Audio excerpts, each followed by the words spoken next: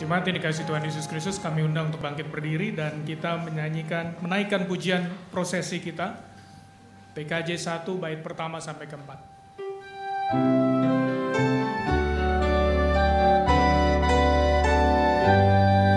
Abadi tak nampak yang Maha Esa, yang tak terhampiri terang tahtanya, yang dalam putranya telah dikenal, baginya hormat dan kuasa kekal.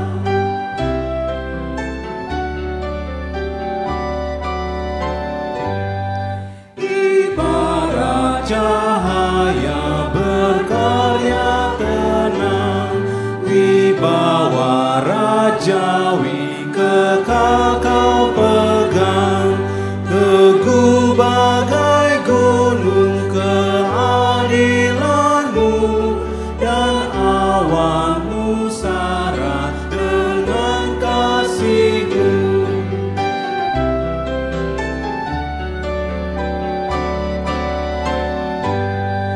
Engkaulah yang hidup kekal selamanya, segala yang hidup Engkau dasarnya, terbataslah hidup bagaikan kembang, Engkau surya hidup yang tak terbenam.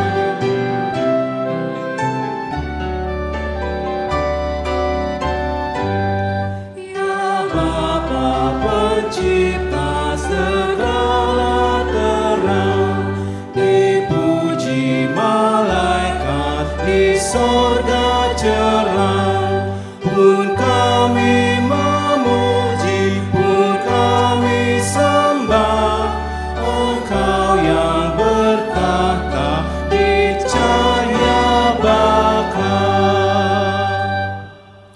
Jemaat yang terkasih di dalam Tuhan, mari kita tabiskan ibadah ini dalam keyakinan bahwa ibadah ini berlangsung di dalam nama Bapa, Anak, dan Roh Kudus. Amin, amin, amin. Kasih karunia dan damai sejahtera dari Allah Bapa kita Tuhan Yesus Kristus dan persekutuan dengan Roh Kudus menyertai kita semua. Dan menyertai saudara juga.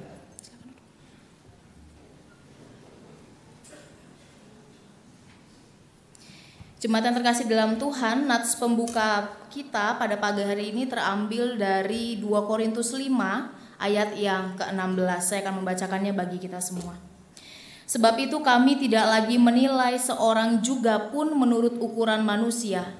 Dan jika kami pernah menilai Kristus menurut ukuran manusia, sekarang kami tidak lagi menilainya demikian. Bapak Ibu, jemaat yang terkasih dalam Tuhan, standar apa yang kita gunakan untuk menjalani kehidupan? Terkadang kita tergoda untuk menjalani kehidupan kita dengan menggunakan standar kita sendiri. Kita hidup hanya berdasarkan apa yang kita mau, dan dengan demikian kita terkadang mengenyampingkan Tuhan.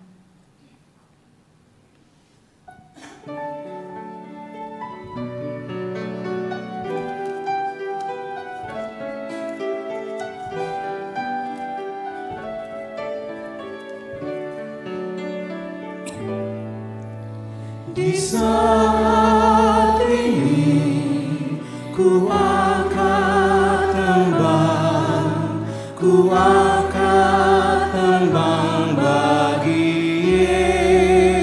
Yesus. Di saat ini ku ucap syukur, ku ucap syukur padanya. Ku kasihi Engkau, ku kasihi Engkau, ku kasihi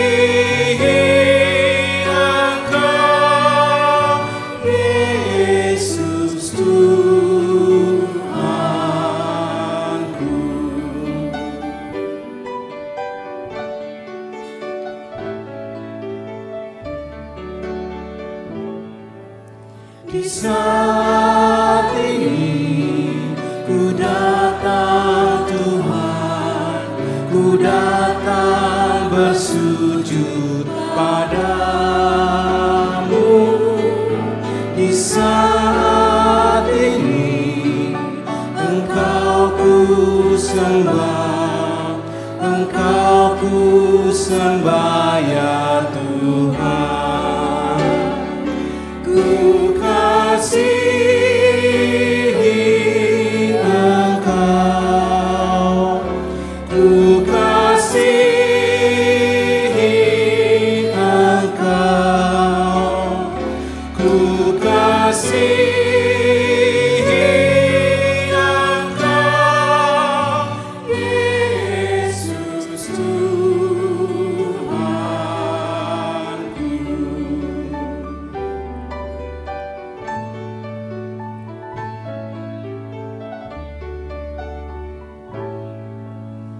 Di saat ini dengarlah Tuhan, dengarlah seruan doaku. Di saat ini ku mohon Tuhan, ku mohon berkat padamu. Ku kasihi Engkau, ku kasihi Engkau, ku kasihi Engkau, Yesus Tuhanku.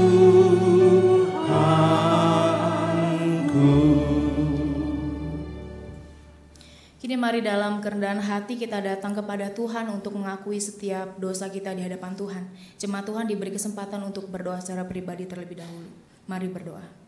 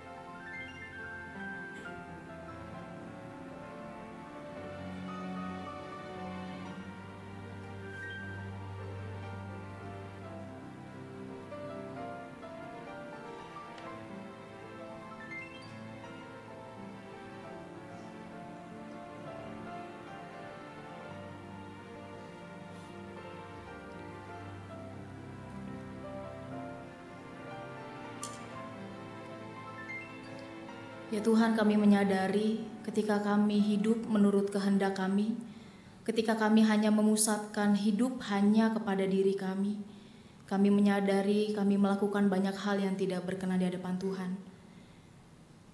Kami tidak bisa, ya Allah, menahan keinginan kami yang seringkali membawa kami ke dalam dosa. Kami seringkali jatuh pada kesalahan yang sama. Kami seringkali tidak menepati apa yang menjadi komitmen hidup kami di hadapan Tuhan. Kami minta ampun ya Allah. Dan kami sungguh berdoa, biarlah di tengah keterbatasan kami sebagai manusia, Tuhan boleh memberikan kami kekuatan, sehingga diri kami seutuhnya boleh kami arahkan hanya kepada Tuhan dan bukan kepada diri kami lagi.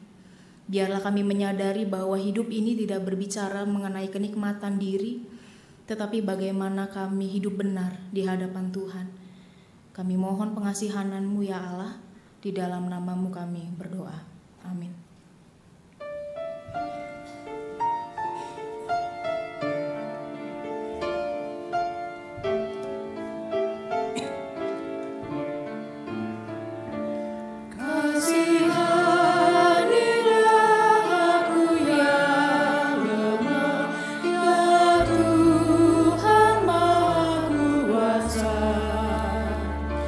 Hapuskan semua kesalahan.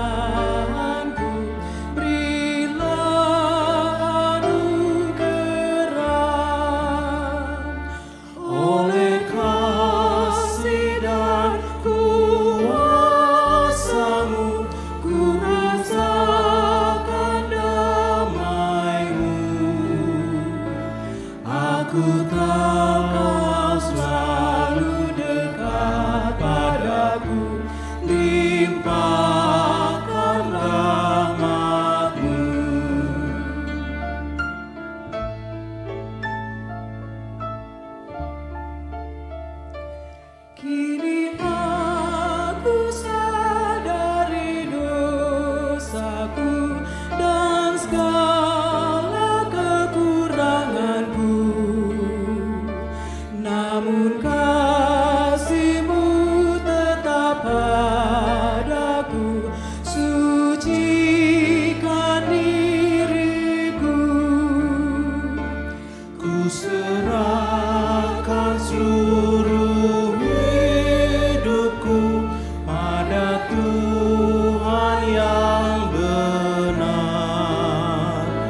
Hatiku selalu bersyukur, bergemar dan berbahagia.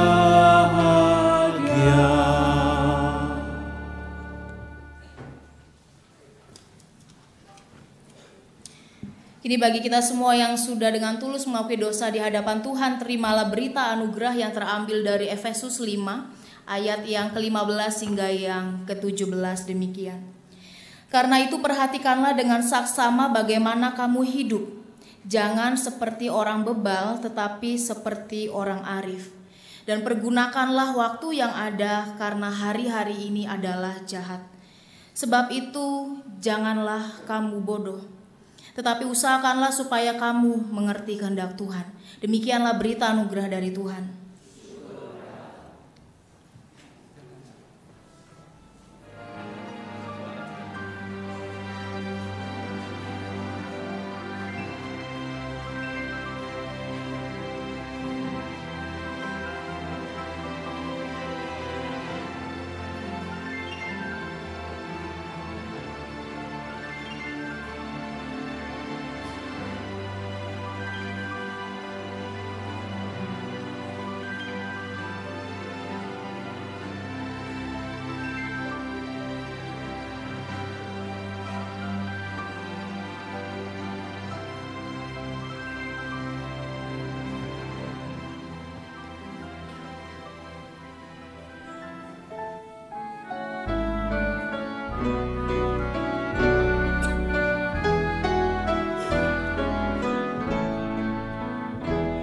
Tuhanku berjanji dengan firman-Nya, segala diatasinya.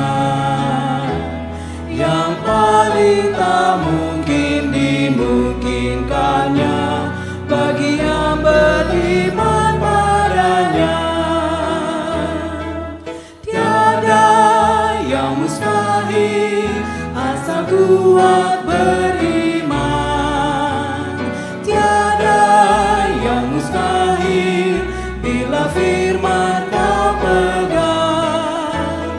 Firman Tuhanmu dengarkanlah, tiada yang mustahil baginya.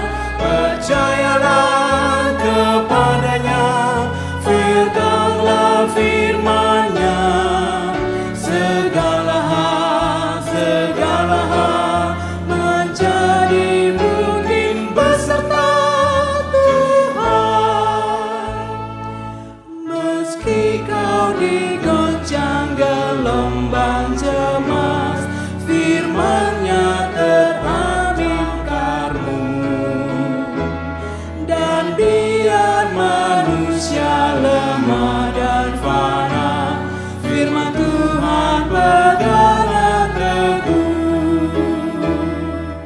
Tiada yang mustahil asal kuat beriman.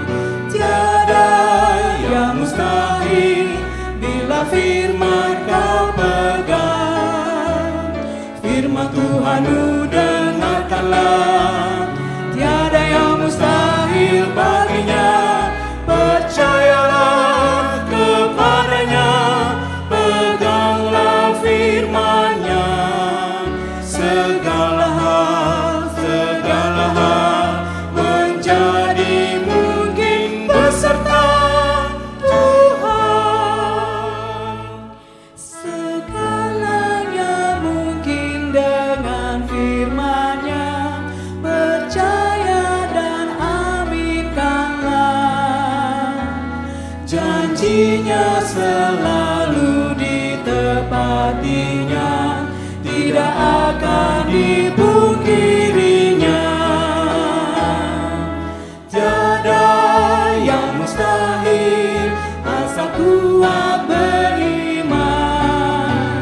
Tiada yang mustahil bila firman kau pegang. Firman Tuhanmu dengarkanlah, tiada yang mustahil baginya.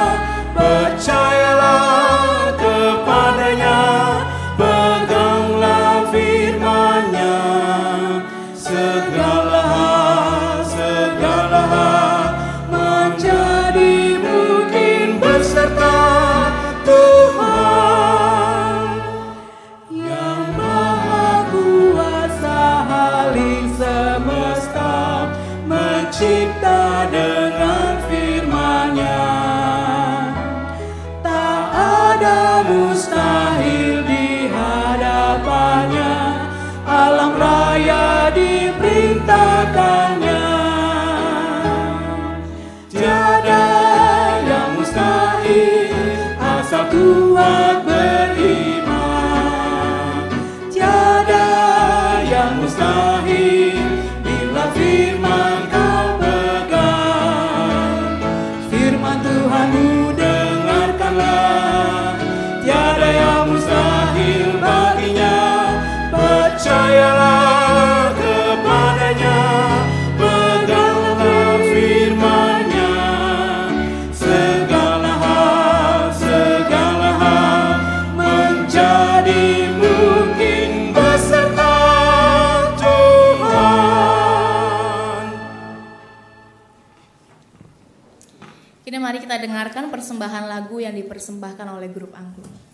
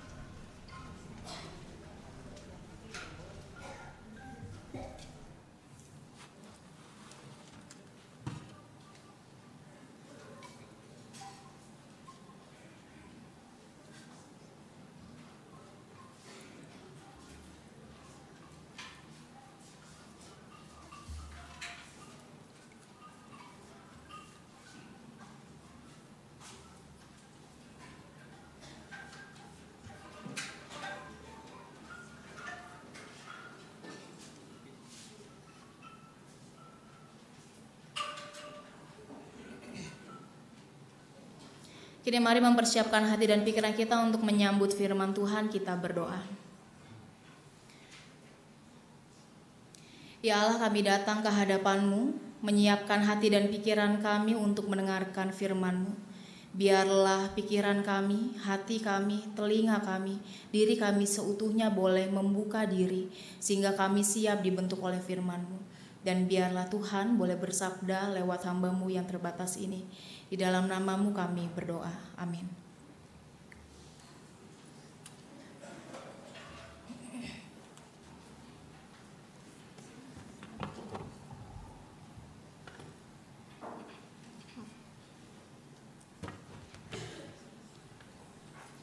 Satu Samuel 15 ayat 34 sampai 1 Samuel 16 ayat yang ke-13.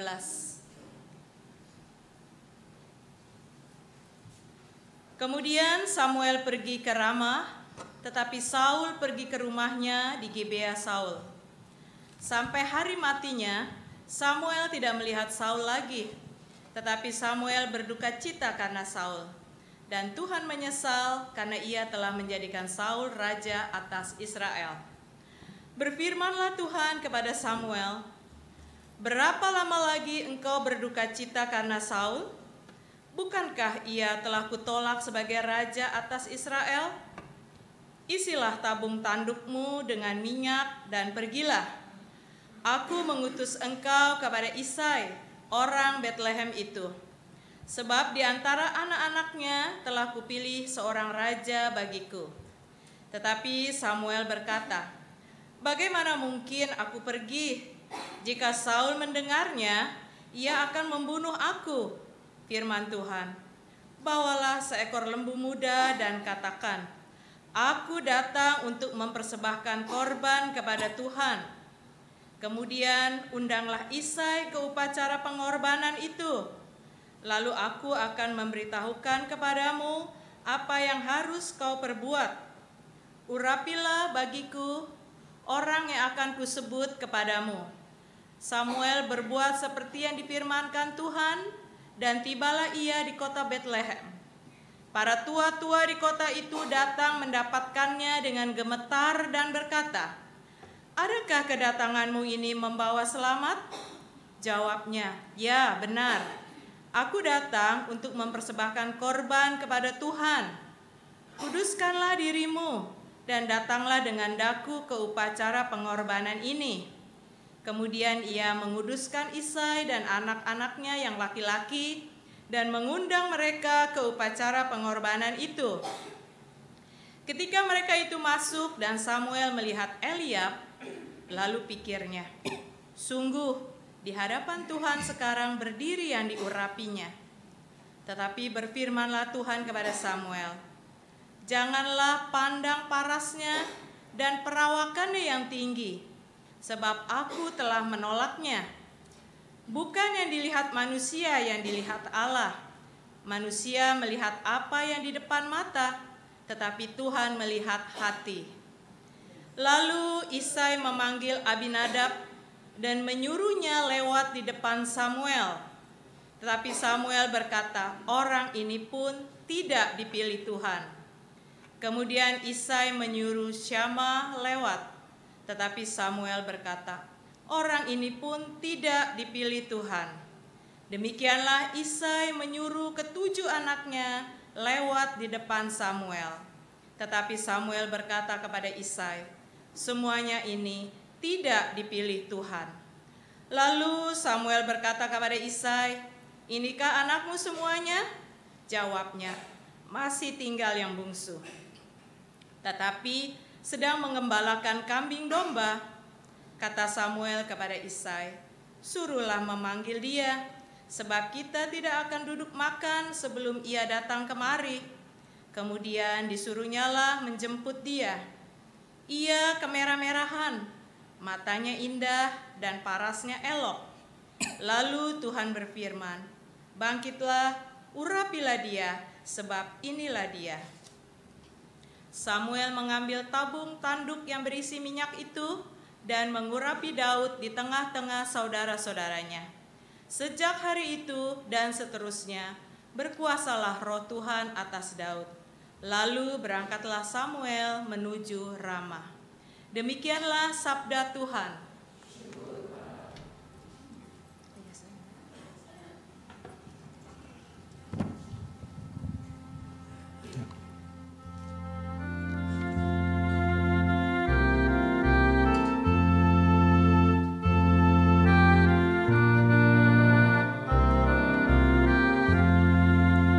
Ya Tuhan, berikanlah kemenangan pada Raja. Jawablah kiranya kami pada waktu kami berseru. Ya Tuhan, berikanlah kemenangan pada Raja. Jawablah kiranya kami pada waktu kami berseru.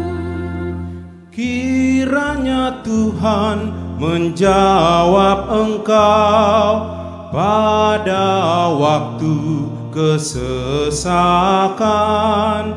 Kiranya nama Allah Yakub membentengi dirimu.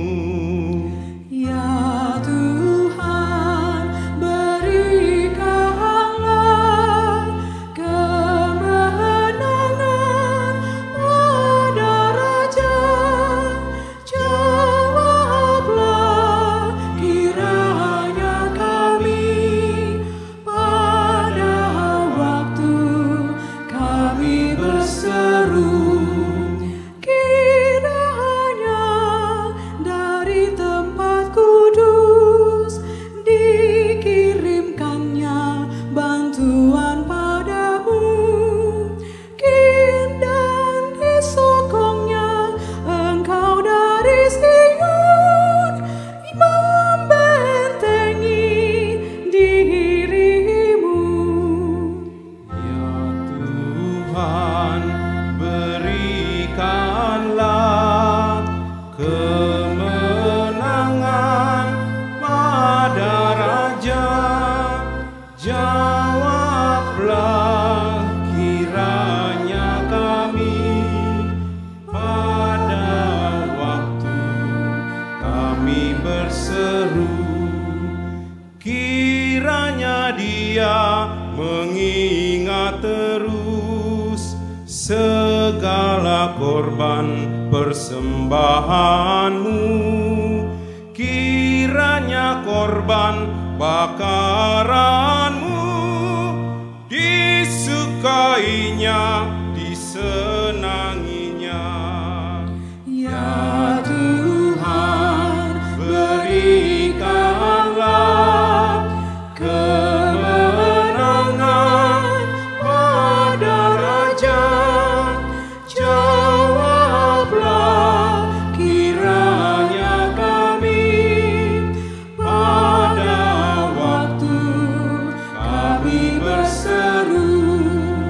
kiranya apa yang kau kehendaki diberikannya kepadamu dan dijadikannya berhasil apapun juga yang kau rancangkan.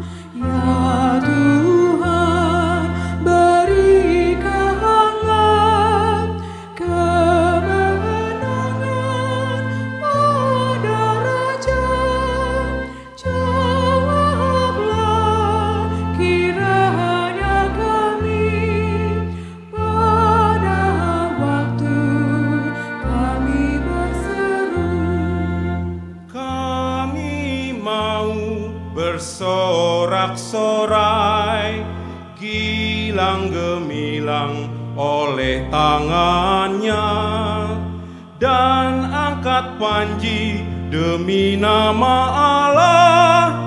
Dia memenuhi permintaanmu. Ya Tuhan, berikanlah kemenangan pada Raja. Jawablah kiranya kami pada waktu kami berseru.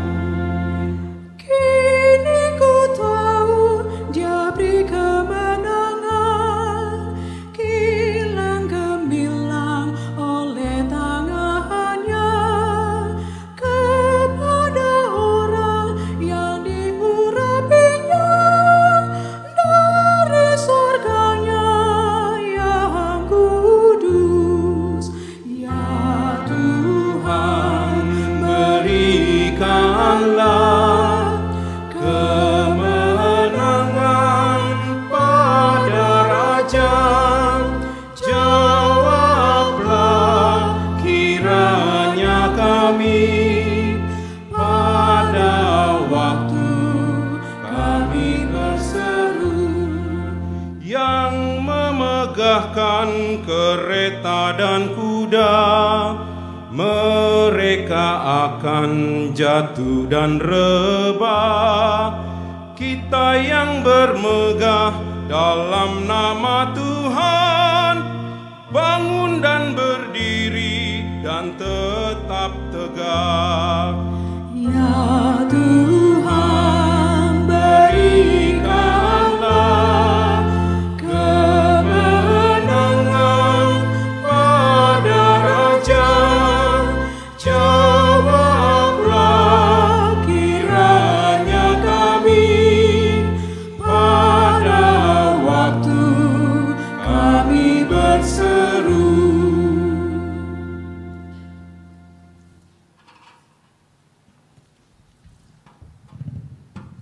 Pembacaan kedua dari 2 Korintus 5 ayat 6 sampai 17.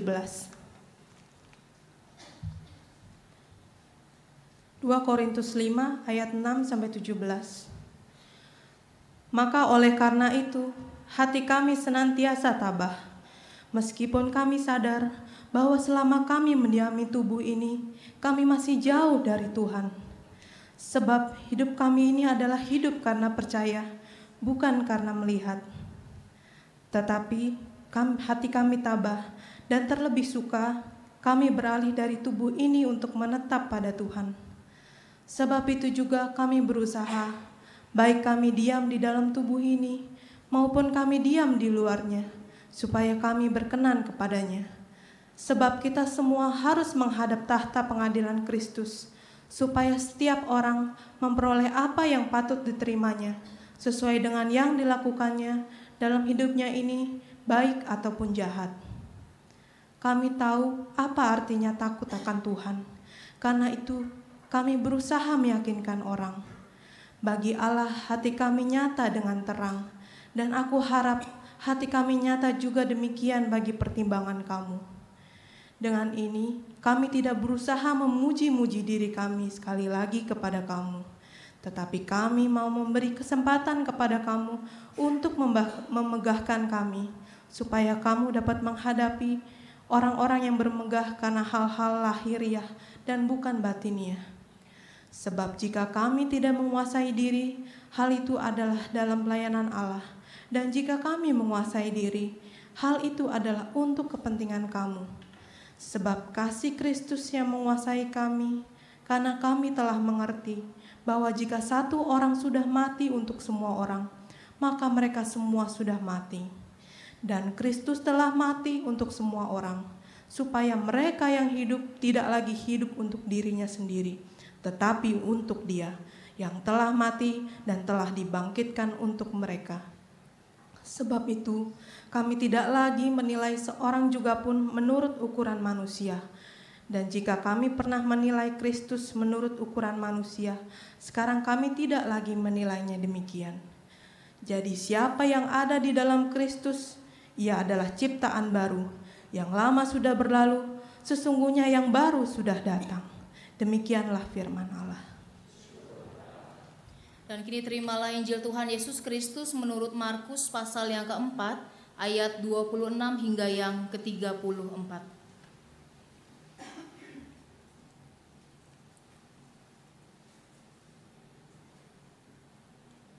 Lalu kata Yesus, beginilah hal kerajaan Allah itu, seumpama orang yang menaburkan benih di tanah. Lalu pada malam hari ia tidur, dan pada siang hari ia bangun, dan benih itu mengeluarkan tunas, dan tunas itu makin tinggi. Bagaimana terjadinya tidak diketahui orang itu. Bumi dengan sendirinya mengeluarkan buah, mula-mula tangkainya, lalu bulirnya, kemudian butir-butir yang penuh isinya dalam bulir itu. Apabila buah itu sudah cukup masak, orang itu segera menyabit, sebab musim menuai sudah tiba. Katanya lagi, dengan apa hendak kita membandingkan kerajaan Allah itu? Atau dengan perumpamaan manakah hendaknya kita menggambarkannya? Hal kerajaan itu seumpama biji sesawi yang ditaburkan di tanah. Memang, biji itu yang paling kecil daripada segala jenis biji yang ada di bumi. Tetapi apabila ia ditaburkan, ia tumbuh dan menjadi lebih besar daripada segala sayuran yang lain, dan mengeluarkan cabang-cabang yang besar, sehingga burung-burung di udara dapat bersarang dalam naungannya. Dalam banyak perumpamaan yang semacam itu, ia memberitakan firman kepada mereka sesuai dengan pengertian mereka. Dan tanpa perumpamaan, ia tidak berkata-kata kepada mereka, tetapi kepada murid-muridnya ia menguraikan segala sesuatu secara tersendiri. Demikianlah Injil Yesus Kristus. Berbahagialah kita semua yang mendengarkan firman Allah dan yang memeliharanya. Haleluya, haleluya, haleluya.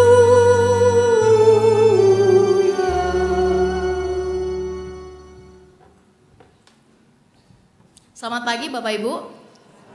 Aduh, saya mau dengar semangatnya dong. Selamat pagi. Selamat pagi. Hari ini kita akan membahas sebuah tema tentang iman yang memperbaharui mata hati. Tetapi sebelumnya saya mau meminta kita semua untuk melihat sebuah gambar dan menjawab pertanyaan saya. Yang pertama. Oke. Bapak Ibu, ketika melihat gambar ini, saya mau tanya, mana yang atas, mana yang bawah?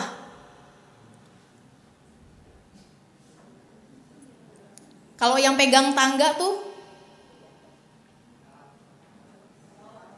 atas atau bawah? Atau samping? Yang bilang bawah siapa? Satu doang. Tadi banyak suaranya. Yang bilang bawah? Oke, yang bilang atas? Oke, kalau yang lagi narik-narik begini, itu ada di bawah atau di atas? Yang benar. Ayo lihat lagi, ada di atas atau di bawah? Yang lagi megangin yang narik-narik begini tuh yang pakai tali itu di atas atau di bawah? Yang benar. Ada yang bilang di atas, ada yang bilang di bawah. Mana yang benar? Yang di atas.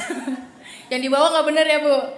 Nah Bapak Ibu, gambar sederhana ini memperlihatkan bahwa setiap orang memiliki cara pandang yang berbeda-beda, tergantung dari mana lihatnya. Kalau misalnya kita lihat yang pegang tangga yang mau begini nih, kita lihat mulai dari situ, maka kita akan lihat dia ada di bawah atau di atas?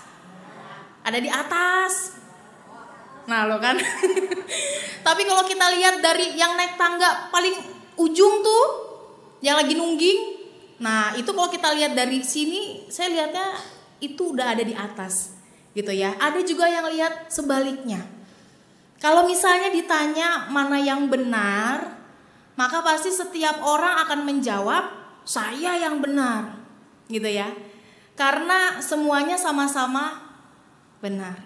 Ini gambar yang gambar persepsi gitu ya, tergantung dari mana kita lihatnya, maka gambar itu juga akan berubah seolah-olah gitu ya dari cara kita memandang.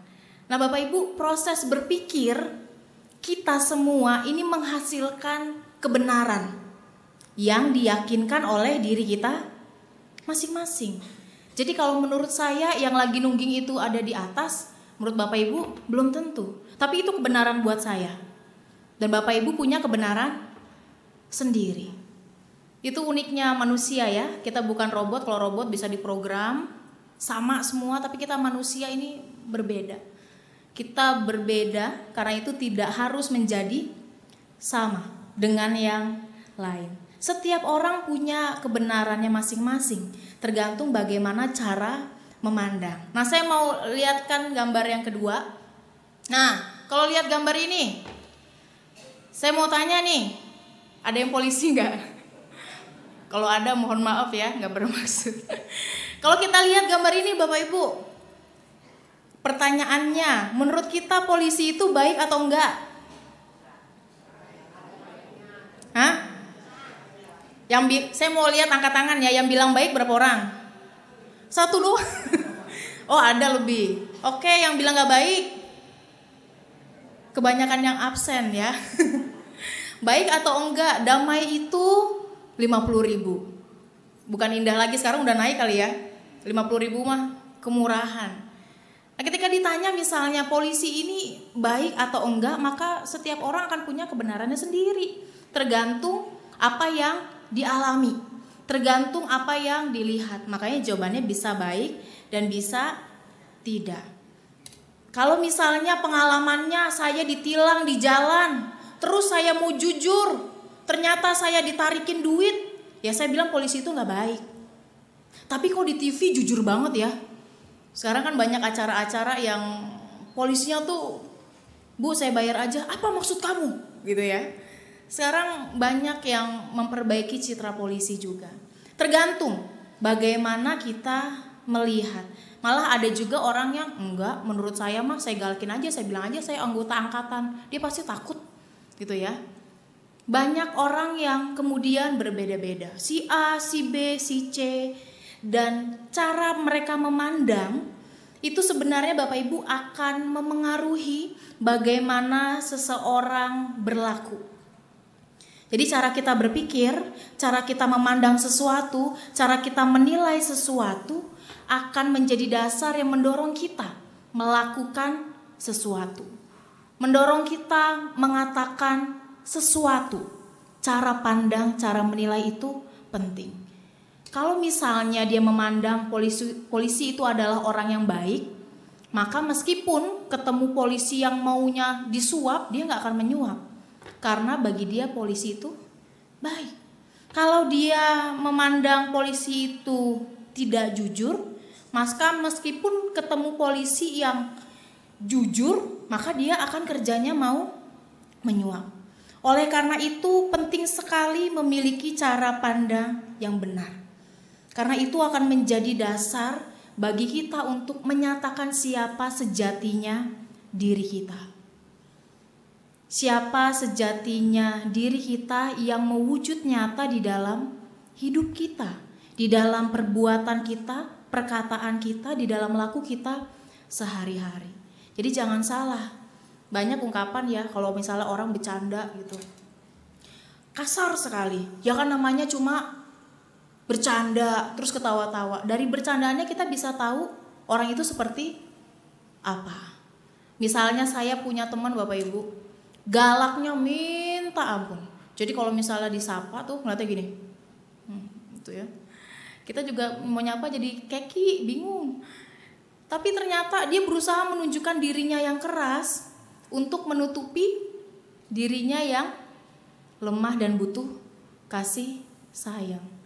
Jadi apa yang kita nampakkan di dalam kehidupan kita sehari-hari memperlihatkan secara tidak sadar siapa sejatinya kita.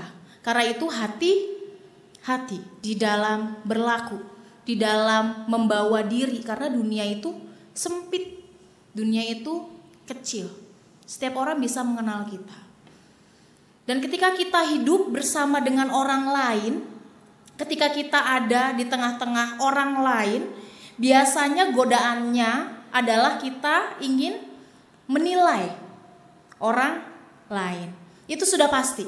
Kalau kita berada di tengah orang lain, pasti mau gak mau kita melakukan penilaian. Dan hal itu tidak bisa dilepaskan dari unsur subjektivitas diri kita. Dari menurut kita dia tuh seperti apa sih? Syukur-syukur kalau misalnya positif. Ya, kita menilainya positif, cara pandangnya positif, sehingga apa yang kita lakukan, katakan juga positif. Tetapi bagaimana kemudian kalau negatif? Kalau kita melihat orang lain tidak lebih baik dari kita, kalau kita melihat orang lain ya tidak lebih hebat dari kita, kalau kita melihat orang lain dia hanya sebagai pendosa, kalau kita melihat orang lain, aduh dia tuh kan gak mampu, kalau kita melihat orang lain dia kan yang berlaku curang, tuh ya. Kita mengisi pikiran kita, cara pandang kita dengan hal yang negatif, maka apa yang nampak di luar juga mungkin adalah hal yang negatif. Mungkin saja tanpa sadar kita melakukan penolakan kepada orang-orang yang mungkin tidak kita sukai. Atau secara tidak sadar kita menghakimi orang lain. Sayalah yang benar, pasti situ yang salah. Saya gak mungkin salah. Kalau saya salah, ya gak mungkin, gitu ya. Saya pasti yang benar. Nah Bapak Ibu, di dalam menilai, memandang, seringkali yang menjadi acuan adalah diri kita sendiri. Apa yang baik menurut kita, apa yang jadi standar kita. Dan ini sangat berbahaya kalau tidak dipertimbangkan secara matang. Karena itu Paulus di dalam suratnya 2 Korintus yang baru kita baca menasehatkan kita semua untuk tidak menghakimi orang lain, untuk tidak menilai orang lain dengan standar manusia. Kenapa Bapak Ibu? Kenapa kita dinasehati Paulus untuk tidak menilai orang lain dengan standar manusia? Standar diri kita. Karena seringkali, udah pasti benar belum? Belum tentu. Belum tentu benar. Rentan salah, gitu ya. Kadang-kadang tidak dapat dibuktikan. Gak berdasar, karena cuma dari bisik-bisik tetangga. Cuma dari omongan yang sekadar lewat. Dan ini berbahaya. Mengapa? Karena akibatnya tidak hanya bisa melukai orang lain secara mendalam, tetapi juga bisa menanamkan kepahitan di dalam diri kita sendiri.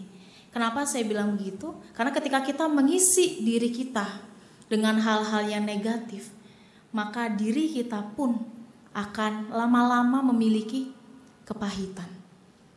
Dan itulah yang kita tanam di dalam diri kita ketika sesungguhnya kita berpikiran tidak baik tentang orang lain. Nah Bapak Ibu, mari kita ingat, bukankah sebenarnya Paulus dahulu pernah merasakan kepahitan ketika ia menggunakan standarnya sendiri untuk hidup. Dia menilai bahwa pengikut Kristus itu adalah orang-orang yang sesat. Kalau orang sesat itu berarti tidak layak hidup. Kalau orang yang sesat itu berarti layak untuk mati. Karena itu dia dengan bersukacita menghabisi orang-orang yang mengikut Tuhan. Dan tanpa sadar dia menanam kebencian di dalam hatinya. Cara pandang yang salah membuatnya mengisi dirinya dengan kebencian. Dan dia melukai banyak orang. Dia menyakiti banyak orang. Dan di saat yang bersamaan dia menyakiti dirinya sendiri. Tetapi luar biasa karena perjumpaan dengan Allah, teofani, penyataan wajah Allah ini mengubah seluruh keberadaan diri Paulus. Yang sebelumnya adalah Saulus. Dan perjumpaan itu tidak hanya menunjukkan apa yang Allah kerjakan di dalam diri Paulus. Kadang kalau kita berbicara soal penampakan wajah Allah kepada Saulus, kita hanya berpikir, oh itu Allah yang berkarya. Itu karya kerja Allah. Betul. Tetapi saya mengimani bahwa di dalam karya keselamatan Allah, di dalam pekerjaan yang Allah lakukan, selalu ada respon manusia. Kalau enggak, Allah mah gampang. Karena dia berkuasa, dia tinggal selamatin aja semua orang, ubah aja hatinya baik-baik satu-satu, kan bisa. Tetapi bukan itu yang Allah mau. Allah bekerja dan membutuhkan respon manusia. Dan ketika berjumpa dengan Tuhan, Paulus meresponinya dengan tepat. Menurut Bapak Ibu, ketika dia sebagai seorang pembunuh, ketika dia sebagai seorang pendosa, apa yang ia rasakan ketika berjumpa dengan Tuhan? Kita orang yang jahat, terus kita berjumpa dengan Tuhan, apa yang kita rasakan? Apakah kita merasa kecil di hadapan Tuhan? Iya. Kita merasa kita kotor di hadapan Tuhan? Iya. Kita merasa kita tidak layak. Dan di saat itu Paulus merasakan betapa ketika dia berada di dalam keadaan terendah, titik terendah, ternyata Tuhan mau mengasihi dia. Jadi bukan semata karena Allah yang bekerja, tetapi karena Paulus merasakan saya ini dikasihi Tuhan loh. Makanya perjumpaan ini bisa saya maknai dengan baik, karena saya sungguh-sungguh merasakan betapa saya orang berdosa ini diterima oleh Tuhan. Dia boleh dipakai oleh Tuhan. Ketika seseorang mendapatkan kesempatan kedua, dimaafkan, maka orang jarang ya yang akan berbuat hal yang sama lagi. Orang akan berusaha untuk menggunakan kesempatan itu memperbaiki dirinya. Karena itulah di dalam 2 Korintus 5 ayat 16 hingga yang ke-17, mari kita lihat. Maka Paulus mengatakan bahwa perjumpaan itu membuatnya menghidupi kasih Allah. Perjumpaan itu membuat Paulus menghidupi kasih Allah dengan tidak lagi menilai menurut ukuran manusia. Ketika dia melihat para pengikut Kristus adalah orang-orang yang sesat, yang pantas dihabisi, ketika dia mengenal Yesus, dia tidak memakai standar nilai hidup yang sama, yaitu dirinya sendiri. Tidak. Paulus mengatakan ia tidak lagi menilai menurut ukuran manusia. Dan jika kami pernah menilai Kristus menurut ukuran manusia, sekarang tidak lagi demikian. Mengapa? Karena ia sudah menjadi ciptaan yang baru. Jadi perjumpaan itu menghasilkan sesuatu yang baru. Nah, saya yakin Bapak Ibu, Allah tidak hanya bekerja di dalam kisah-kisah Alkitab secara nyata, tetapi juga bekerja di dalam kehidupan kita sebagai anak-anaknya. Dan kita pun merasakan perjumpaan dengan Tuhan lewat banyak cara yang unik. Mungkin ada orang yang berjumpa dengan Tuhan dengan mendengar suara, "Hai anakku," gitu ya, "layanilah aku." Mungkin ada orang yang berjumpa dengan Tuhan ketika dia melihat ada orang yang susah makan, kok saya buang-buang makanan ya. Ada orang yang ngumpulin makanan untuk dibawa ke rumah, kok saya makan gak dihabisin ya. Ada orang yang sebisa mungkin saya perjuangin hidup untuk anak saya sekolah, kok saya sekolahnya gak serius ya. Bisa juga. Kita bisa menjumpai Tuhan dengan berbagai cara. Tetapi pertanyaannya Bapak Ibu, apakah ketika kita berjumpa dengan Tuhan, kita meresponinya dengan tepat? Paulus meresponinya dengan tepat karena dia menghidupi panggilan itu dan dia hidup sebagai ciptaan yang baru. Ketika kita berjumpa dengan Tuhan, apakah kita hidup sebagai ciptaan yang baru? Atau kita justru mengaku, ya kita sudah ditebus, kita sudah berjumpa dengan Tuhan, saya rajin ke gereja, saya duduk dengar khotbah paling diam gitu ya. Tapi saya masih hidup dalam ciptaan yang lama. Ya baiknya di gereja, nanti kalau udah di luar nanti dulu. Kalau ada untung yang menggiurkan, ya berdoa minta ampun lah sama Tuhan, ya. Gak apa-apa lah sedikit-sedikit. Apakah begitu? Bagaimana kita meresponi perjumpaan dengan Tuhan? Perjumpaan Paulus dengan Allah dengan luar biasa mengubah standar hidupnya. Mengubah pusat dirinya dari dirinya sendiri kemudian kepada Allah. Sehingga di dalam menilai dalam memandang sesuatu, dalam menghayati dirinya, dia tidak lagi menggunakan standar dirinya sendiri, tetapi menggunakan standar Allah. Nah, sekarang pertanyaannya, bagaimana kita tahu standar Allah dalam kehidupan kita? Bagaimana Bapak Ibu? Saya berpikir ya keras, gak keras-keras banget sih. Maksudnya berpikir gitu. Gimana kita tahu standar Allah? Kita aja gak bisa baca pikiran Allah. Terus gimana kita tahu? Dan ternyata kita punya Alkitab. Kita punya Alfon juga yang di handphone. Kita punya kitab suci. Kita punya firman Tuhan yang berbicara kepada kita. Bagaimana kita tahu standar Tuhan yang harus kita hidupi? Lihatlah kembali firman Tuhan yang mungkin sudah jarang kita buka. Yang mungkin kita buka hanya pada hari Minggu ketika dengar khotbah. Yang mungkin kita buka ya kalau ada hari saat-saat tertentu. Bagaimana caranya kita tahu? Yaitu dengan kembali ke firman Tuhan. Hidup berlandaskan dengan firman Tuhan. Sehingga kehendak kita bukan berarti kita melulu melakukan kehendak Tuhan Bapak Ibu. Sehingga kita gak punya kehendak, bukan. Kita manusia punya kehendak bebas. Punya kehendak untuk hidup seperti apa yang kita mau memang. Tetapi secara bertanggung jawab kita pun harus menyelaraskan kehendak hidup kita dengan apa yang Tuhan mau. Sehingga kita tahu walaupun untungnya besar, saya nanam di sini, saya nggak akan membiarkan orang lain menderita di saat yang bersamaan hanya karena saya ingin cari untung dan lain sebagainya. Dan itu penting untuk kita hidupi. Hal yang saya rasa juga penting ketika kita menjalankan hidup dengan standar Allah, yaitu dengan menghidupi kasih. Ketika Allah berjumpa dengan Paulus, maka hal yang nyata adalah ini perjumpaan yang membicarakan tentang kasih Tuhan. Karena itu Paulus mengganti standarnya dengan kasih.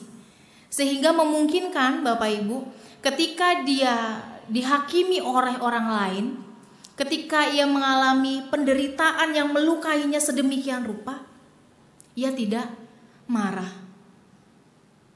Itu mungkin terjadi karena ia melihat semua itu dalam bingkai kasih. Ia melihat semua itu di dalam bingkai Tuhan mau berbicara kepada saya lewat mereka. Tuhan mau membentuk saya. Kasih kepada Allah memungkinkan Paulus untuk menerima bekas luka yang ia dapatkan. Ketika ia menjalani panggilannya sebagai rasul Tuhan, maka tidak jarang dia mengalami pencambukan.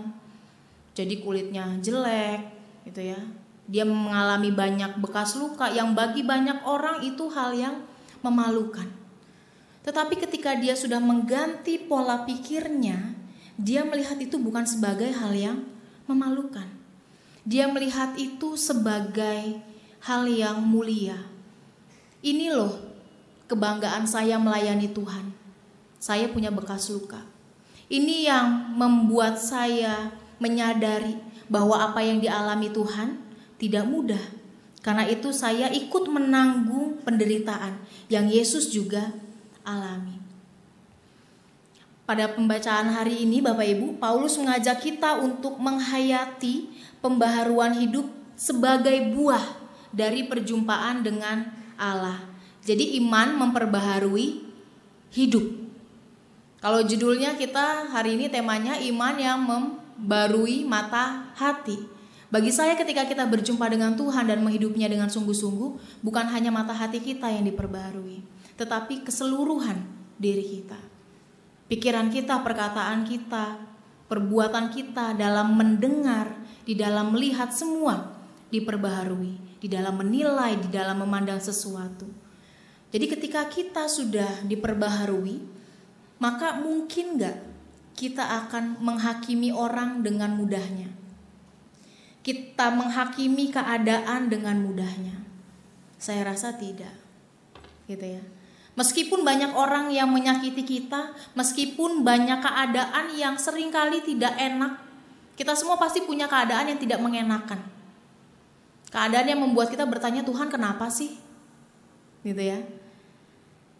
kita tidak akan cepat menghakimi karena kita tahu bahwa Tuhan bekerja.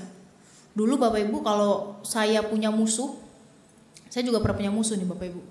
Saya punya musuh, kalau ketemu dia tuh rasanya aduh penderitaan banget.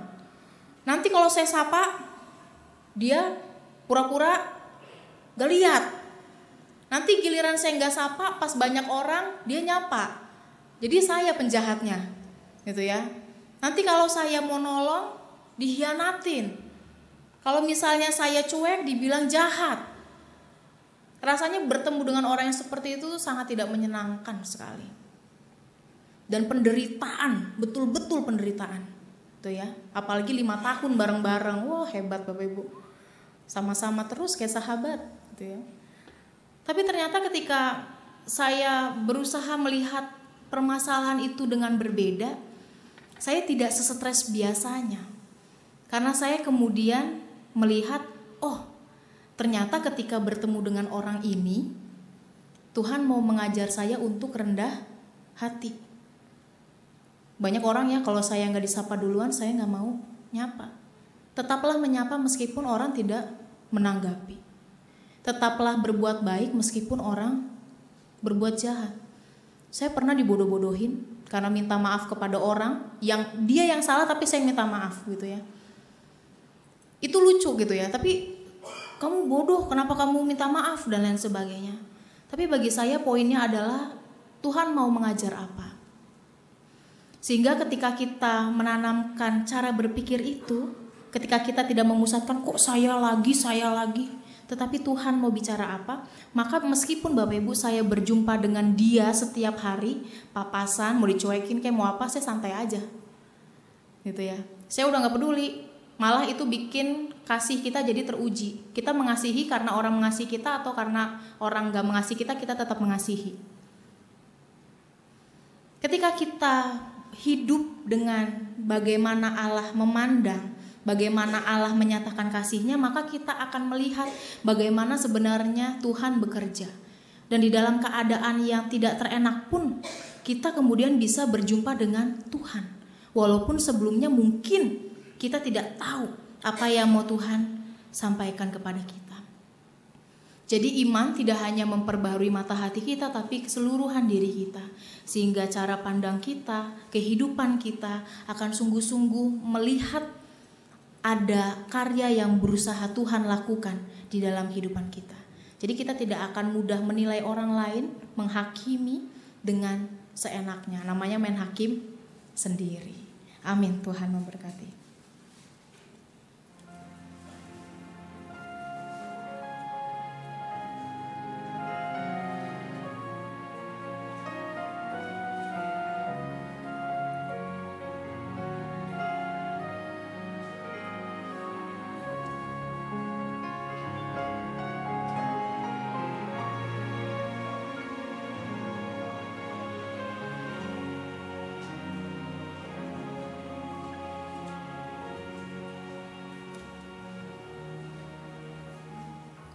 Mari dengan gereja dari segala abad dan tempat kita ikrarkan pengakuan iman kita seturut pengakuan iman rasuli yang berbunyi demikian.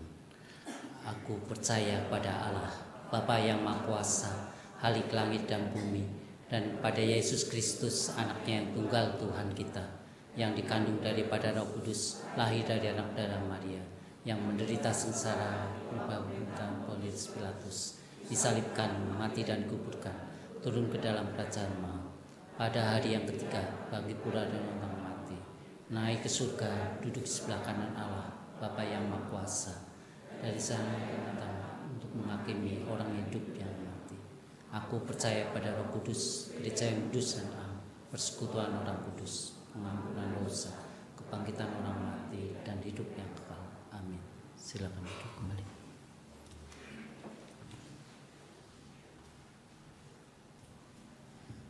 Bapak Ibu, mari kita bersatu di dalam doa. Kami mengucap syukur ya Allah untuk anugerah kehidupan yang Engkau karuniakan kepada kami. Kami mohon biarlah anugerah itu juga Tuhan sertai dengan hikmat, sehingga kami dapat mengisi kehidupan kami dengan bertanggung jawab siapapun kami, apapun yang kami kerjakan, dimanapun kami berada, bersama dengan siapapun kami. Kami sungguh berdoa ya Allah, biarlah kami dimampukan untuk dapat hidup dengan mengarahkan hati dan pikiran kami kepada Tuhan. Saat ini kami bersatu hati, kami mengucap syukur untuk kami semua yang boleh hadir. Biarlah kesetiaan kami untuk terus bersekutu boleh dapat membuahkan pertumbuhan iman di dalam diri kami. Biarlah kesetiaan ini tidak berakhir hanya di dalam gedung gereja pada hari Minggu, tetapi boleh kami wujud nyatakan dengan ikut aktif di dalam berbagai wadah kegiatan bergereja yang membuat kami dapat mengenal Tuhan dan sesama kami. Kami saat ini ya Tuhan juga ingin berdoa biarlah Tuhan memberkati gereja ini. Kami berterima kasih kalau gereja ini boleh hadir menjadi tempat bagi kami untuk beribadah. Biarlah gereja ini tidak hanya memusatkan diri pada pelayanan untuk memuaskan dirinya sendiri, tetapi boleh sungguh menyadari panggilannya untuk menyatakan kasih Tuhan kepada banyak orang, sehingga kehadiran kami, keberadaan kami boleh sungguh-sungguh dapat membuat orang merasakan keberadaan Tuhan, merasakan kasih Tuhan. Kami ingin berdoa ya Tuhan bagi kami semua, bagi kehidupan bergereja kami. Tuhan berkati setiap penatua yang boleh terpanggil untuk melayani. Tuhan berkati pendeta Yael yang juga Tuhan tempatkan di tempat ini. Biarlah di dalam pelayanan yang mereka lakukan, hambatan yang dihadapi tidak membuat mereka berhenti, tetapi boleh membuat mereka semakin setia berjalan bersama dengan Tuhan. Kami secara khusus ingin berdoa bagi pergumulan jemaat kami ya Tuhan. Kami berdoa bagi kesehatan jemaat kami. Kami berdoa biarlah Tuhan boleh memberkati kesehatan khususnya bagi orang tua kami yang sudah berusia lanjut.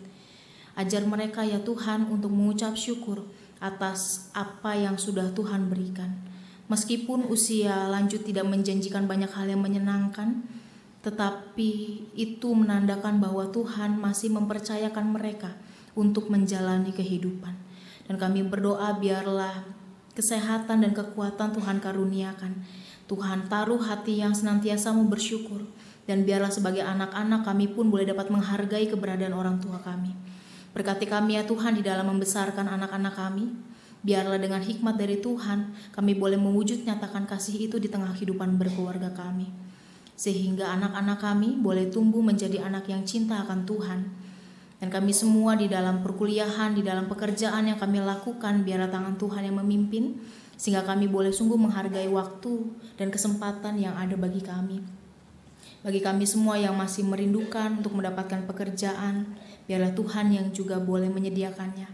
Dan dalam masa penantian itu ajar kami juga ya Tuhan untuk dapat senantiasa terus berusaha. Kami juga saat ini ingin berdoa secara khusus untuk retret jemaat yang akan dilaksanakan pada bulan Desember. Kami berterima kasih ya Tuhan untuk kesempatan yang Engkau berikan. Biarlah perencanaan ini dapat kami persiapkan dengan matang. Biarlah perencanaan ini dapat kami persiapkan dengan baik, sehingga persiapannya juga boleh dapat mengajak jemaat yang lain untuk mau ambil bagian.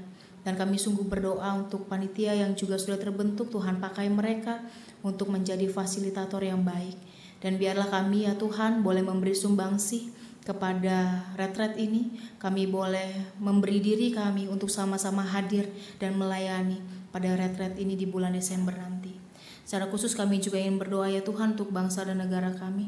Kami berterima kasih untuk para pemimpin setiap orang yang sudah Tuhan tempatkan di tengah-tengah kehidupan bernegara kami. Kami menyadari ya Tuhan bahwa menjalani tugas sebagai pemerintah tidaklah mudah, tapi kami menyerahkan mereka ke dalam tangan Tuhan.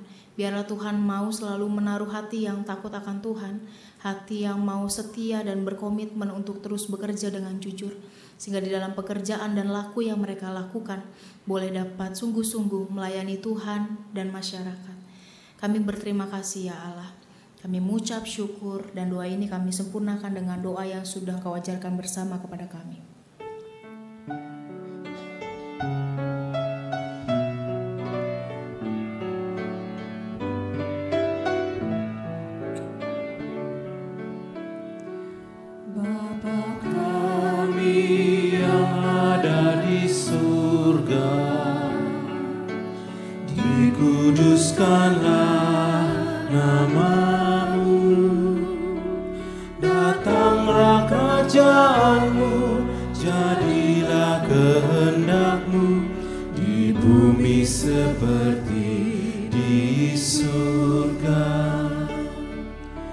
Beri kami hari ini makanan yang secukupnya.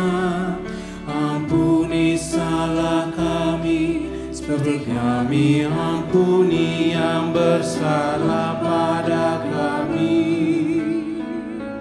Jangan bawa kami dalam percobaan, melainkan lepaskan kami dari yang jahat.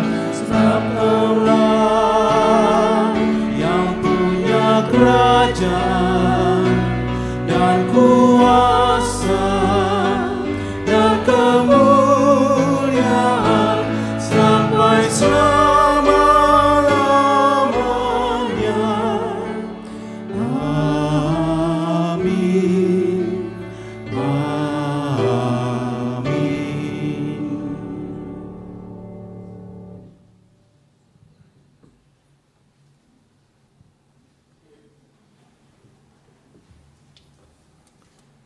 Jemaat sekalian, kini tiba saat kita memberikan persembahan yang akan didasari pada nas persembahan yang diambil dari Kisah Para Rasul 20 ayat 35. Yang berbunyi,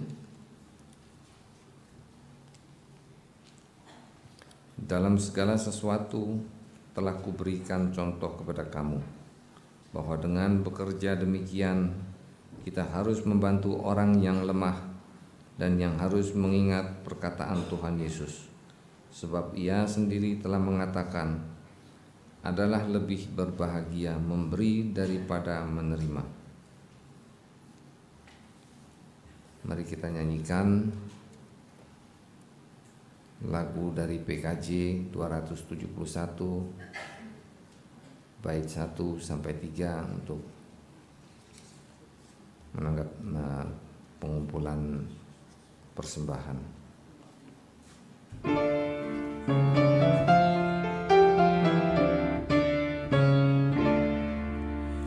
Janganlah kumpulkan harta dunia fana,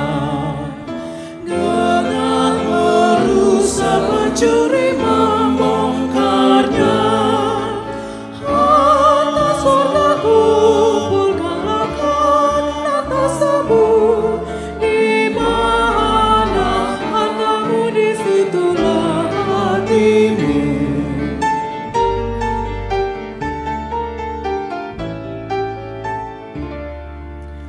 Banyak yang khawatir akan masa depan, berlebihan kumpulkan harta benda.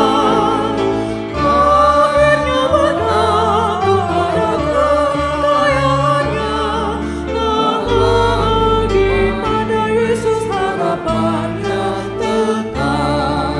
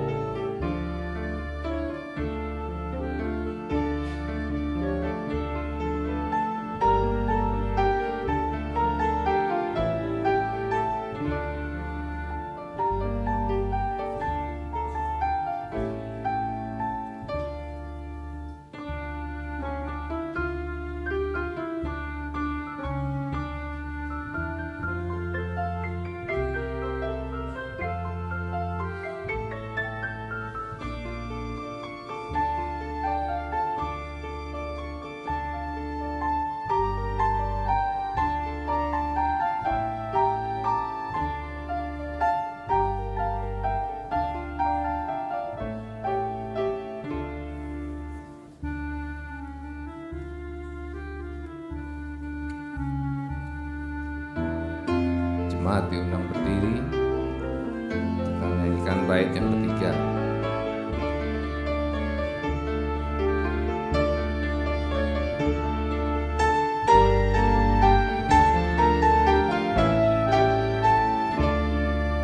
Yang kumpulkan banyak takkan kelebihan, dan yang sedikit pun takkan kekurangan.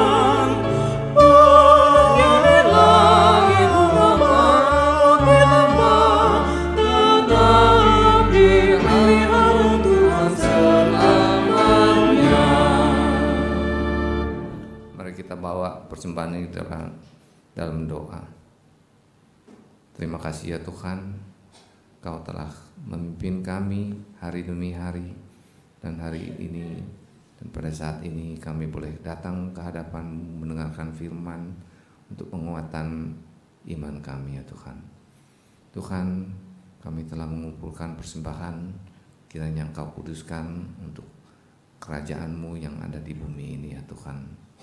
Tuhan Yesus, beri kami semua yang mengelolanya rasa takut akan Engkau ya Tuhan, dalam mengelolanya Tuhan, supaya dapat digunakan dengan seperlunya dan kebaikan untuk sesama kami.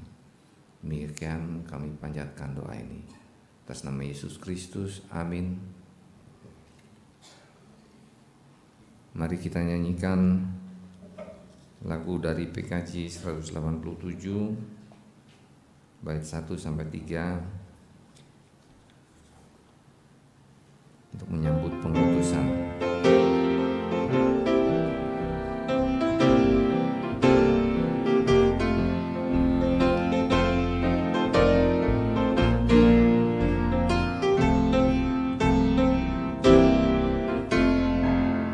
Ku dengar suara Yesus, ku dengar suara Yesus, Juru Selamatku memanggil, ikut salib, ikutlah aku.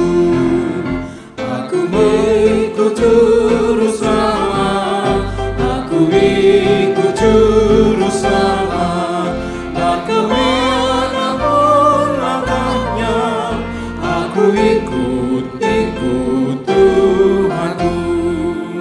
Ke Getsemani ku ikut, ke Getsemani ku ikut dalam pergumulan, aku ikut Tuhanku.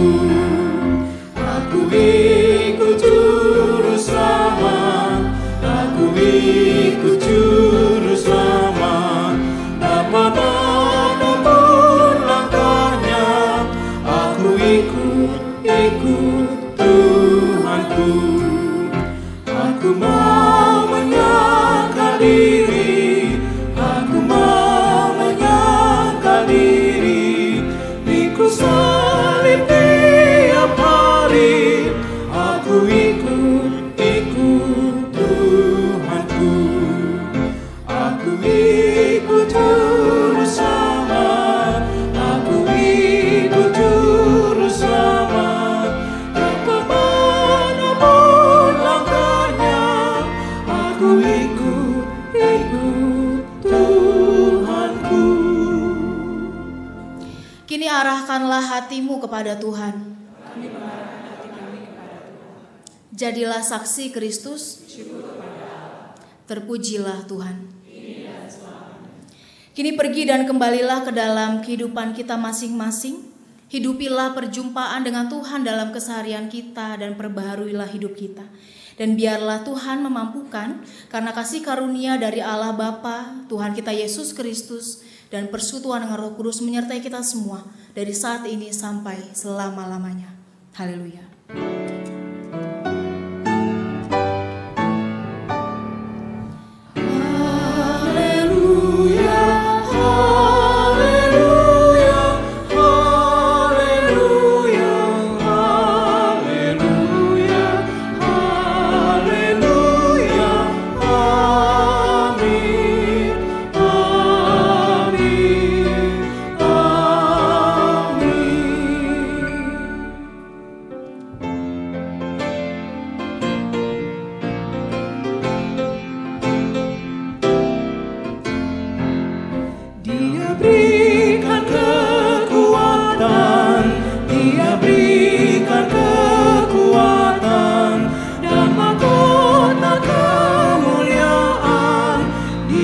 selalu ikut.